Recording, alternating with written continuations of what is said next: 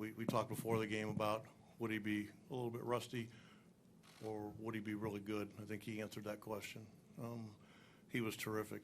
You know, early in the game, it was a little hard for him.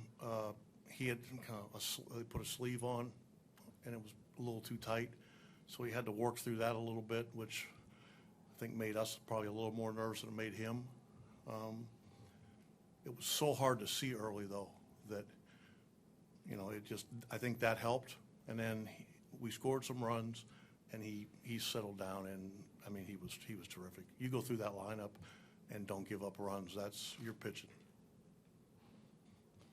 Okay, again on the right aisle.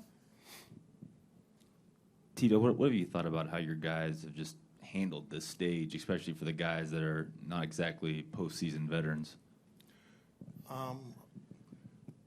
I think everybody's just playing baseball. I think that's what we know how to do.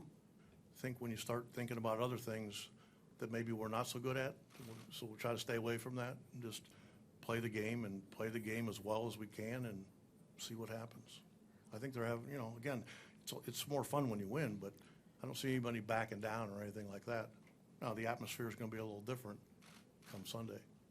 Right in front on the left. Terry, was Corey Kluber's first postseason appearance, but I imagine he has some characteristics that made you feel really comfortable that he would feel comfortable out there on the mound. Oh, boy, that never even entered into my mind. He's pitched so many big games for us that, I mean, he's been our guy for the last 3 years. He takes the ball every 5 days, and he's ready to pitch, and that thought never entered my mind. John. Come on, Beaver County. Hey, I know.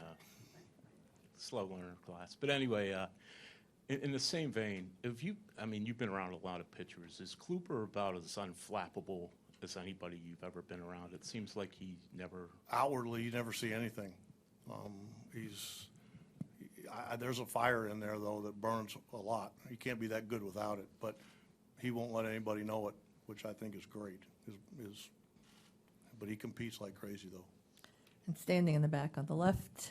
Terry, last night it was kind of the top of the order. Today it was more the bottom of the order against Price. Just the offensive approach and the Geyers, the Chisenhalls, what they brought to the table today. I thought Brandon Geyer had a terrific night. You know, he fell behind the count a few times, but he'd get up on top of a fastball and, you know, rifle one to right to center. You know, got on base. Lonnie's hit was obviously huge. I mean, it's a game changer. It's a one-run game, and all of a sudden it's a 4-run game. And at a time, like I said, it was hard to see. And he went up and got a good fastball, and that really did help us a ton. Okay, just one or two more because players are here to get up on stage. Tito, we talked before the game about the decision to put Lonnie in the lineup. Just when you make that call to kind of go against, you know, where he's usually in there against righties, just how rewarding is it to see that he, you know, makes it pay off? Yeah, I think sometimes good players make you look smarter than you probably are. Like I said before the game, David Price is a really good pitcher. His splits are kind of even, and with Klube pitching, we really like to have our best defensive team out there, and it also gave us some balance. Okay, Jason, last question.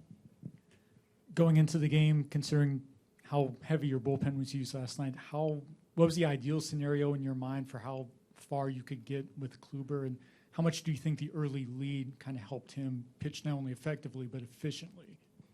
Well, I mean, I guess I feel like he's going to pitch good regardless. He's pitched a lot of close games for us.